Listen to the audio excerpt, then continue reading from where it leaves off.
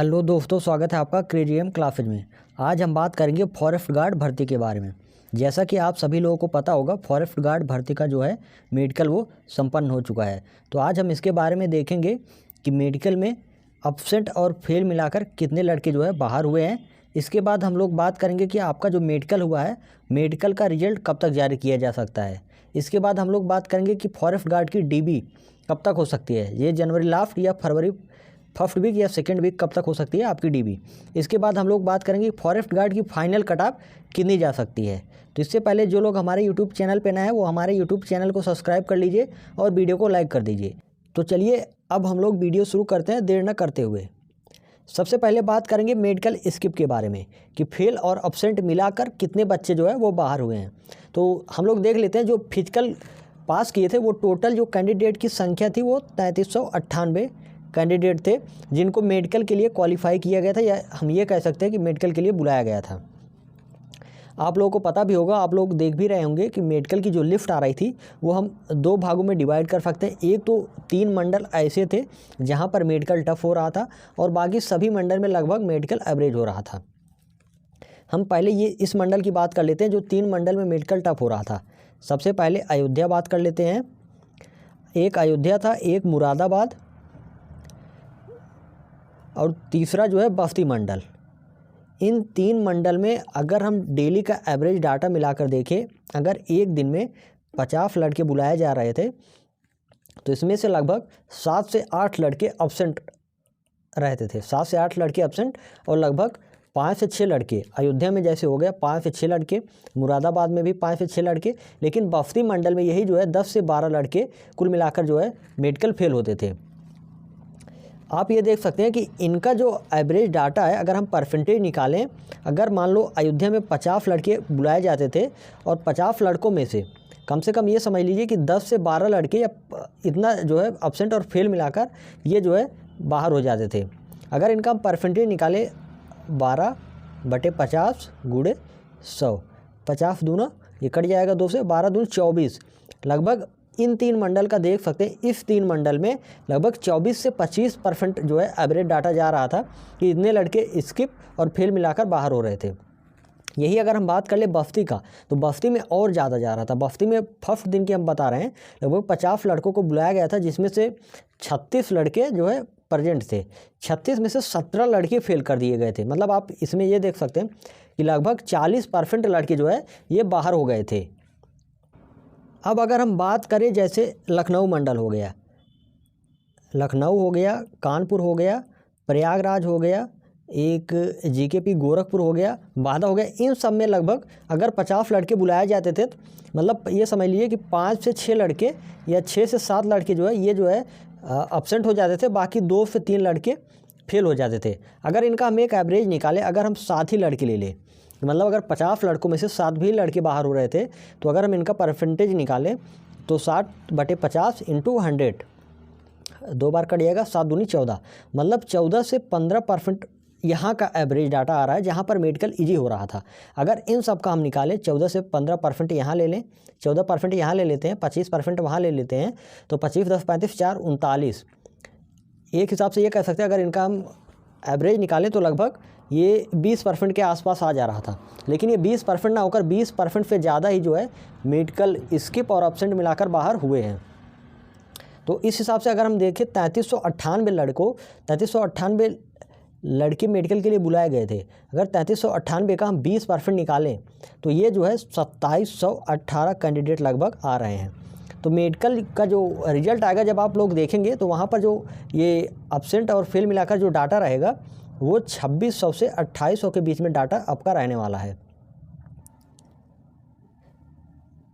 3398 into 20/100, 20/2500, आप इसका निकालेंगे तो जो ये है 2718 के समथिंग जो है आएगा। इतने कैंडिडेट आपके जो है मेडिकल के बाद डीबी के लिए क्वालिफाई करेंगे।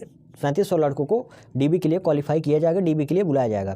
देखो अभी मेन क्या है, मेन हम लोग का जो स्किप होगा वो लेखपाल के लिए होगा, क्योंकि लेखपाल का जो पेपर हुआ था वो 21 जुलाई को हुआ था, 31 जुलाई को हुआ था, और हम लोगों का जो पेपर हुआ था वो जो है 21 अगस्त को हुआ था। तो जो डिफरेंस है वो बहुत कम था।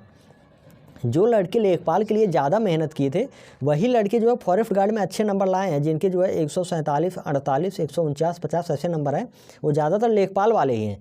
लेखपाल वालों का जो है रिजल्ट जो है 2 से 3 दिन के अंदर इनका रिजल्ट आ जाएगा और इनकी मोस्ट प्रॉब्ली जो ज्वाइनिंग है वो जनवरी में इनकी ज्वाइनिंग करा ली जाएगी। ये जब इनका फाइनल रिजल्ट आएगा उसके बाद ही ये लगभग डीबी स्किप कर देंगे, लेकिन ज्वाइनिंग होने के बाद 100% फिक्स है कि ये लोग जो है डीबी नहीं कराएंगे। तो इससे जो डीबी स्किप का आंकड़ा है, जब हम लोग डीबी स्किप कराएंगे तो लेखपाल वाले जब पूरा स्किप कर देंगे तो ये जो है डाटा 2000 से 2100 के आसपास बचेगा। आप लोग ये देख लेना। अभी तो यही पता लग जाएगा जब मेडिकल का रिजल्ट आएगा, तब आप लोग मिला लेना 2600 से 2800 के आसपास ये डाटा रहेगा। इसके बाद हम लोग देख लेते हैं कि मेडिकल का रिजल्ट कब तक आएगा। तो अभी तो कुछ लड़के आयोग जा रहे हैं जो 8 तारीख को आयोग जाएंगे। जो अभी के अनुसार मेडिकल का रिजल्ट है वो जनवरी तक आ जाएगा। आपका जनवरी लास्ट वीक से पहले मेडिकल का रिजल्ट जो है वो जारी कर दिया जाएगा और पूरी उम्मीद है कि आपका जो डीबी के लिए नोटिस है वो भी जनवरी में ही जारी कर दी जाए।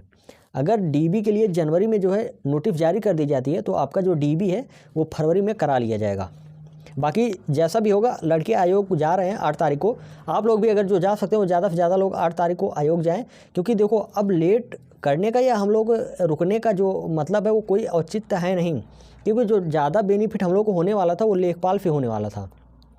तो लेखपाल का फाइनल रिजल्ट भी आ गया और उनकी जनवरी में जो है वो ज्वाइनिंग भी हो जाएगी और हम लोग की डीबी जो है वो फरवरी के पहले होनी नहीं है। अगर हम लोग आयोग जाएंगे तभी जो है हम लोग की फरवरी में डीबी होगी। तो पूरी उम्मीद है कि जनवरी में जो है मेडिकल रिजल्ट जारी करके और डीबी की नोटिस दे दिया जाए।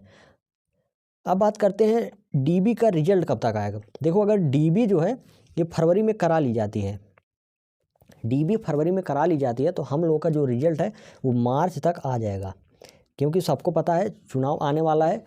UPSSC को भी दिखाना है कि हाँ हमने इतनी वैकेंसी जो है फाइनल की।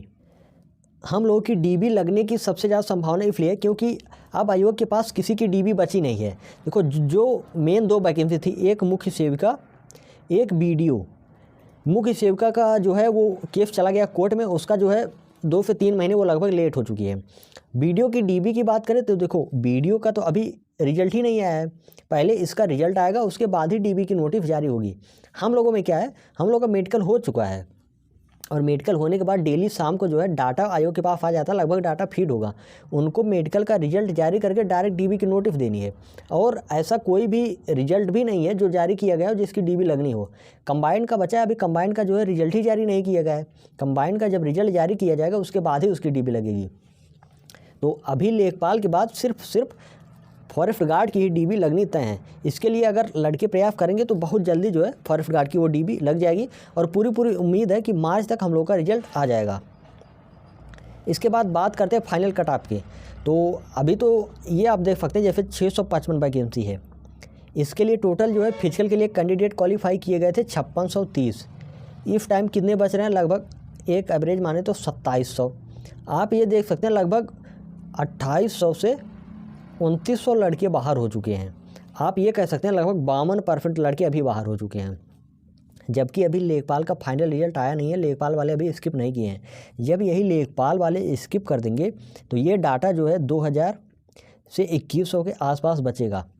मतलब आप ये कह सकते हैं कि लगभग 3000 लड़के, 3000 से 3300 या 3400 लड़के जो है, 3500 के समथिंग लड़के जो है वो बाहर हो चुके हैं, या मतलब फिजिकल में बाहर हो चुके हैं या गए नहीं, मेडिकल में गए नहीं, दूसरी जगह ज्वाइनिंग हो गई, लेखपाल में ज्वाइनिंग हो गई। ये सब लड़के बहुत ज़्यादा, ये अच्छे नंबर वाले ये जो है बाहर चले गए हैं।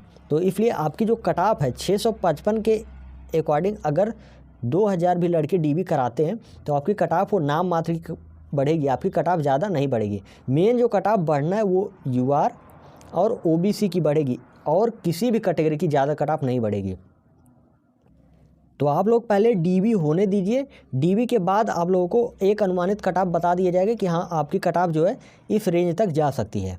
बाकी आप लोगों को बता देता हूँ कि 8 जनवरी को जो है वो लड़के आयोग जा रहे हैं फॉरेस्ट गार्ड के लिए। आप लोग भी अगर इच्छुक हो तो आप लोग भी जा सकते हैं। आप लोग हमारे क्रेजी एम क्लासेज के यूट्यूब चैनल को भी सब्सक्राइब कर सकते हैं। यूपी की सभी भर्तियों की अपडेट यहाँ वीडियो के माध्यम से दे दी जाती है। आप लोग हमारे टेलीग्राम चैनल पे भी ज्वाइन हो सकते हैं, सबसे ऑथेंटिक अपडेट तुरंत यहाँ पर दे दी जाती है। धन्यवाद।